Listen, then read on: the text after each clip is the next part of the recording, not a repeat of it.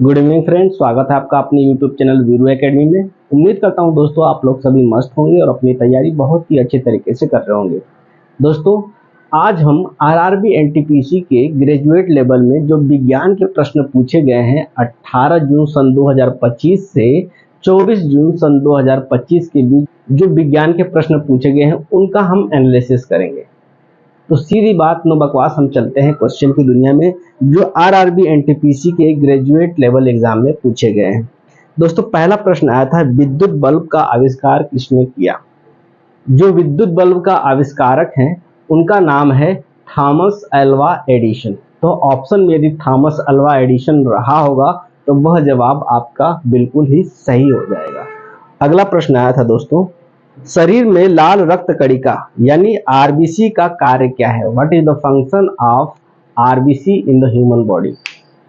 बताइए दोस्तों आरबीसी जो होता है उसके अंदर हीमोग्लोबिन पाया जाता है और हीमोग्लोबिन क्या करता है? ऑक्सीजन का परिवहन करता है। तो यहाँ पे यदि ऑक्सीजन का परिवहन रहा होगा तो यह जवाब आपका सही हो जाएगा।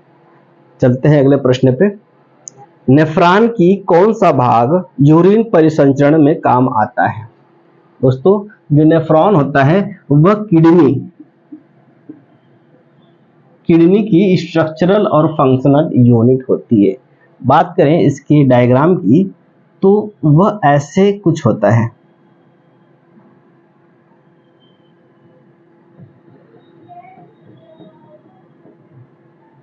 ऐसे नली होती है, ऐसे नली होती है। दोस्तों ये नेफ्रॉन का कुछ रफ डायग्राम है और यहाँ पे ऐसे कुछ नली होती है और ये ऐसे ऐसे होता है। कुछ रफ टाइप का डायग्राम भी होता है इसका, ठीक है। अब ध्यान देना दोस्तों, अब बात कर लेते हैं इसके नेफ्रॉन की पार्ट की। तो इसको बोलते हैं ग्लैमेरुलस, इसको बोलते हैं बोमेन कैप्सूल, इसको बोलते हैं पीसीटी प्रॉक्सिमल कन्वोल्यूटेड ट्यूब्यूल्स, इसका कहते हैं लूप ऑफ हेनले। ये जो लूप होता है झूला टाइप का संरचना होता है जिसे कहते हैं लूप ऑफ हेनले।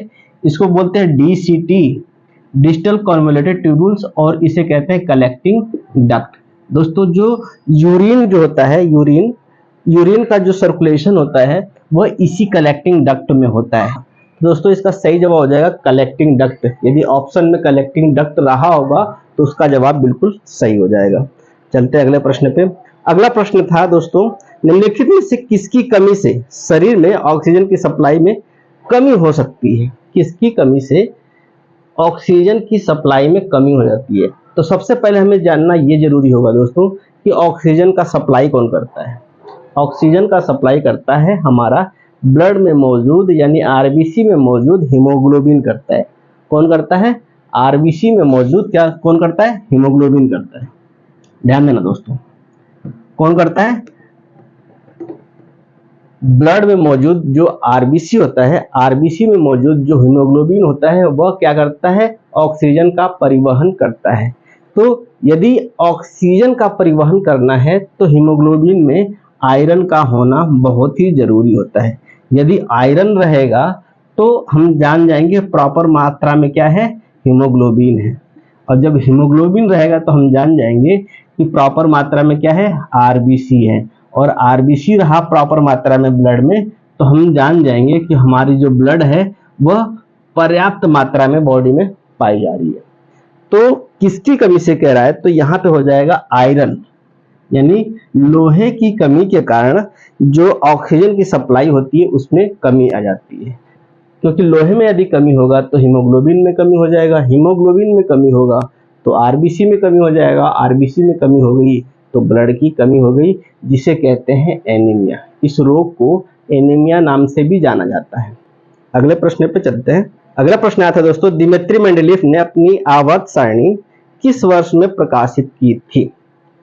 जो मेंडेलीव साहब थे उन्होंने आवर्त सारणी दिया था और वो जो आवर्त सारणी दिया था दोस्तों वह कौन से सन में दिया था? 1869 ईस्वी में दिया था। 1869 ईस्वी में दिया था। भारत में एक महापुरुष का भी इसी दिन जन्म हुआ था जिनका नाम था मोहनदास करमचंद गांधी। मोहनदास करमचंद गांधी का जो जन्म हुआ था 1869 में ही हुआ था।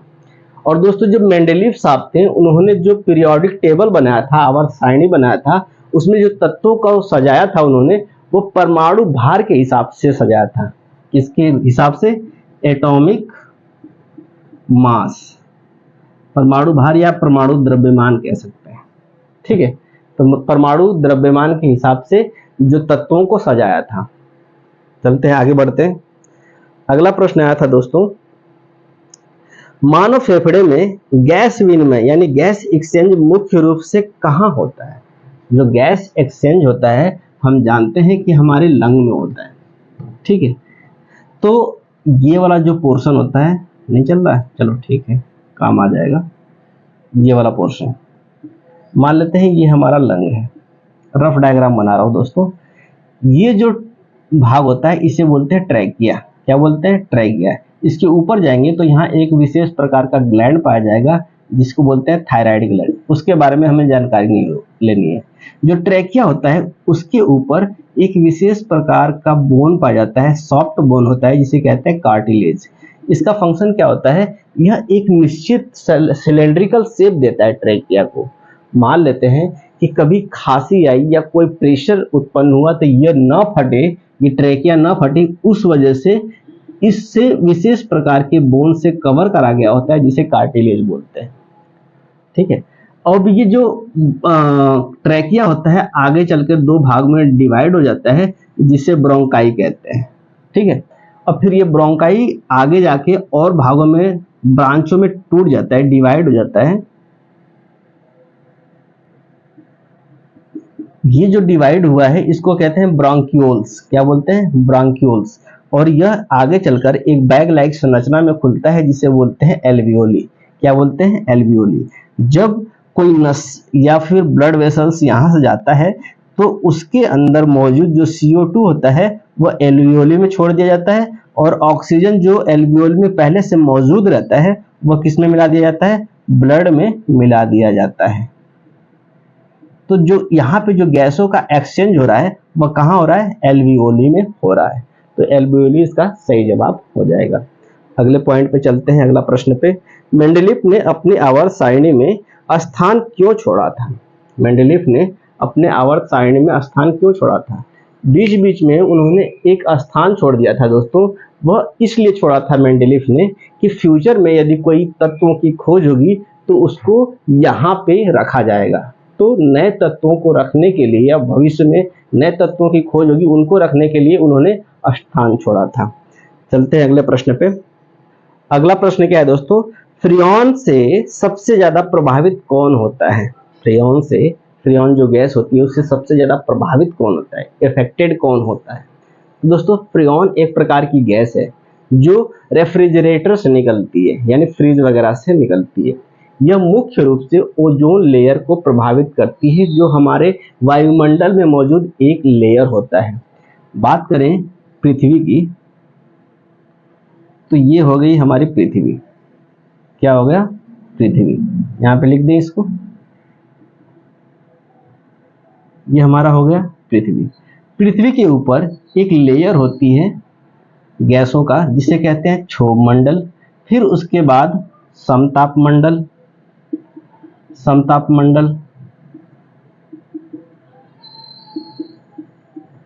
फिर इसके बाद हो जाता है मध्य मंडल, फिर इसके बाद हो जाता है आयन मंडल, फिर इसके बाद हो जाता है बहिर्मंडल। तो दोस्तों यही समताप मंडल में गैसों का एक और लेयर होता है जिसे कहते हैं O3 यानी ओजोन लेयर। क्या कहते हैं? Ozone layer. ओजोन लेयर का फंक्शन क्या होता है दोस्तों? ध्यान देना, बिल्कुल प्यार से ध्यान देना। ये जो सूर्य है क्या है? सन से आने वाली जो अल्ट्रावायलेट किरणें हैं, मान लेते हैं ये हमारा ओजोन लेयर का क्षेत्र है, तो सूर्य से आने वाली जो अल्ट्रावायलेट किरणें होती है उनको क्या करता है? रिफ्लेक्ट कर देता है। क्या करता है? रिफ्लेक्ट कर देता है, और हमारे पृथ्वी पर, हमारे प्यारे पृथ्वी पर आने नहीं देता है, जिसकी वजह से यहाँ पे जीव जंतु और पेड़ पौधे सारे सुरक्षित रह रहे हैं। लेकिन दोस्तों होगा क्या, जैसे ये फ्रियॉन गैस है CFC, ठीक है, या क्लोरोफ्लोरोकार्बन जो गैस होती हैं वो क्या करती हैं, इसी ओजोन लेयर में होल कर देती हैं, यानी हटा देती हैं। इसे कहते हैं ओजोन होल। क्या कहते हैं, ओजोन होल। जब ओजोन होल हो जाएगा दोस्तों तो दिक्कत क्या आएगी, ध्यान देना, यहाँ से जो अल्ट्रावायलेट किरणें हैं वो सीधे कहाँ आएंगी, हमारे पृथ्वी पर आएंगी और कैंसर जैसे खतरनाक बीमारियां पैदा करेंगी। और कैंसर जैसे खतरनाक बीमारियां यदि पैदा हो जाती हैं तो आदमी का बचना नामुमकिन हो जाता है। और यही बैड इम्पैक्ट, यानी कैंसर तो नहीं होगा लेकिन पेड़ पौधों पर भी इसका बुरा प्रभाव पड़ेगा। तो इस वजह से ओजोन लेयर को हमें मिल करके रोकना है, एक दूसरे से अवेयर करना है कि रेफ्रिजरेटर में फ्रियॉन गैस का प्रयोग ना करें। ठीक है, तो इसका सही जवाब हो जाएगा दोस्तों, यह किसको प्रभावित करता है, हमारे ओजोन लेयर को प्रभावित करता है सबसे ज्यादा। अगले प्रश्न पे चलते हैं जो आरआरबी एनटीपीसी में पूछा गया था। अगला प्रश्न आया था दोस्तों, आवर्त सारणी में 36 पंक्तियों को कहा जाता है। 36 पंक्तियों को क्या कहा जाता है, इसको मिटा दूं, इसको मिटा देता हूं। आवर्त सारणी जो होती है उसकी 36 पंक्तियों को क्या कहा जाता है। ध्यान देना दोस्तों, आवर्त सारणी के बारे में एक रफ डायग्राम बनाता हूं मैं आवर्त सारणी का। किसका, आवर्त सारणी का।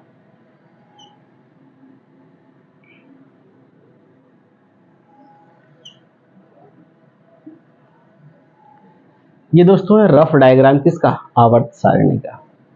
यहाँ पे हो जाएगा हाइड्रोजन, यहाँ पे हो जाएगा हीलियम, लिथियम, बेरिलियम, यहाँ पे हो जाएगा boron, carbon, nitrogen, oxygen, fluorine, neon. ठीक है, फिर यहाँ पे हो जाएगा sodium, magnesium, aluminium, silicon, phosphorus, sulphur, chlorine, argon. यदि बात करें यहाँ पे तो potassium, calcium, scandium, titanium, vanadium, chromium, manganese, iron, cobalt, nickel, copper, zinc वगैरह वगैरह करके ये सारे तत्व आ जाते हैं। ये है रफ डायग्राम। यहाँ पे जो सीरीज होती है दोस्तों इसे कहते हैं लेंथेनाइड सीरीज और इसे कहते हैं एक्टेनाइड सीरीज। यदि ब्लॉक की बात करें तो जो पीरियोडिक टेबल है 4 भागों में डिवाइड होता है, S block, P block, D block और एफ ब्लॉक। कितने ब्लॉक होते हैं, 4 ब्लॉक होते हैं। यदि पीरियड की बात करें दोस्तों तो पीरियड होते हैं 7। कितने पीरियड होते हैं, 7, जिसे हिंदी में कहते हैं आवर्त। ये क्षैतिज होता है दोस्तों, ये क्षैतिज होता है। तो यही प्रश्न में पूछ रहा है कि जो आवर्त सारणी में 36 पंक्तियों को क्या कहा जाता है। 36 पंक्तियां जो होती है दोस्तों इनको आवर्त बोला जाता है और आवर्त की संख्या कितनी होती है, 7 होती है। यदि ऊर्ध्वाधर बोले या कॉलम के रूप में बोले तो यह कितने होती हैं, 18 होती हैं और इनको बोला क्या जाता है, ग्रुप बोला जाता है। हिंदी में बात करें तो इसे समूह बोलते हैं, समूह। क्या बोलते हैं, समूह बोलते हैं। तो यहां तक आपका क्लियर हो गया। पीरियोडिक टेबल में पीरियड की संख्या कितनी होती है, 7 होती है। जो ग्रुप होता है उनकी संख्या कितनी होती है, 18 होती है। ब्लॉक कितने होते हैं, 4 होते हैं। तो दोस्तों ये रहा पीरियोडिक से रिलेटेड कुछ रोचक जानकारी। तो आवर्त सारणी में 36 पंक्तियों को क्या कहा जाता है, पीरियड कहा जाता है। चलते हैं अगले प्रश्न पे। अगला प्रश्न है, जाइलम और फ्लोएम में कौन सा ऊतक पाया जाता है। जो जाइलम और फ्लोएम होता है उसमें कौन सा ऊतक पाया जाता है। ये सारे जो प्रश्न हैं दोस्तों ये आरआरबी एनटीपीसी में पूछे जा चुके हैं। बताइए, ये सारे प्रश्न कहाँ पूछे जा चुके हैं, आरआरबी एनटीपीसी में। दोस्तों प्रश्न कह रहा है जाइलम और फ्लोएम कौन सा ऊतक होता है। दोस्तों जाइलम और फ्लोएम जो होते हैं वो एक प्रकार के कनेक्टिव टिश्यू होते हैं जिसे हिंदी में संयोजी ऊतक बोलते हैं। अब जाइलम क्या होता है, फ्लोएम क्या होता है। मान लेते हैं ये पेड़ है,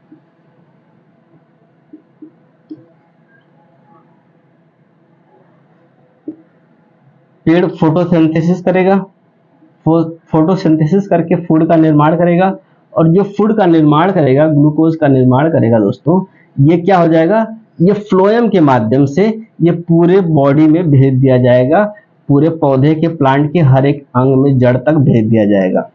ठीक है, तो भेजने का काम कौन करता है, फ्लोएम करता है। कौन करता है, फ्लोएम करता है। जबकि जड़ से जो खनिज पदार्थों और पानी को अवशोषित किया जाता है, और जो अवशोषित करता है उसे बोलते हैं जाइलम। क्या बोलते हैं, जाइलम बोलते हैं।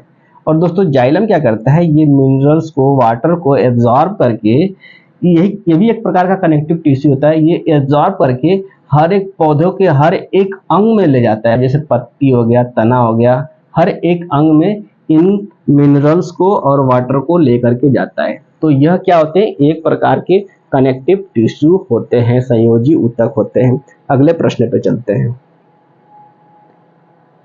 अगला प्रश्न है दोस्तों, आवर्त सारणी में प्रतिनिधित्व तत्व किसे कहते हैं, प्रतिनिधित्व तत्व किसे कहते हैं, इंग्लिश में रिप्रेजेंटेटिव एलिमेंट किसे कहते हैं।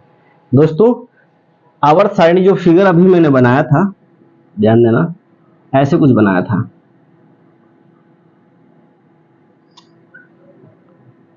तो हमने बताया था ब्लॉक कितने होते हैं, ब्लॉक 4 होते हैं, एस, टी, और यहां से लेकर यहां तक जो ब्लॉक होता है इसे डी ब्लॉक बोलते हैं, और नीचे वाला क्या है, एफ ब्लॉक बोलते हैं, ये डी ब्लॉक है। तो दोस्तों एस ब्लॉक और पी ब्लॉक, ये जो दोनों ब्लॉक होते हैं, इन्हीं को रिप्रेजेंटेटिव एलिमेंट कहते हैं। तो इसका सही जवाब हो जाएगा दोस्तों एस ब्लॉक और पी ब्लॉक। अगला प्रश्न आया था दोस्तों, नेत्र की कौन सी परत रंग को पहचानने में सहायक होती है, कौन सी परत होती है, बताइए दोस्तों। यदि आंख की बात करें, इसको मिटा देते हैं, आंख की बात करें, यदि आंख की बात करें दोस्तों, तो उसका डायग्राम कुछ इस प्रकार का होता है, ऐसे होता है। ठीक है, यहाँ पे आइरिस पाया जाता है, और यहाँ पे एक सफेद भाग पाया जाता है जिसे स्क्लेरा बोलते हैं। क्या बोलते हैं, स्क्लेरा। यहाँ बीच में प्यूपिल पाया जाता है, और यहाँ से प्रकाश क्या होता है, इंटर करता है। जैसे प्रकाश एंटर करा, प्रवेश करा हमारे आंखों में, यहाँ पे एक विशेष प्रकार की मसल्स, मांसपेशियां पाई जाती हैं जो लेंस को होल्ड करके रखती हैं। आंखों में मौजूद लेंस को क्या करके रखती हैं, होल्ड करके रखती हैं। ये लेंस जो होता है दोस्तों, यह कॉन्वेक्स लेंस यानी उत्तल लेंस होता है। ये क्या करता है, इस पूरे लाइट को कन्वर्ज करके यहाँ पे एक भाग होता है जिसे कहते हैं रेटिना। रेटिना पर क्या करता है, इमेज को बना देता है, और उस चीज को हम देख पाते हैं। लेकिन प्रश्न ये नहीं कह रहा है, प्रश्न क्या कह रहा है, कौन सी परत रंग को पहचानने में सहायक होती है।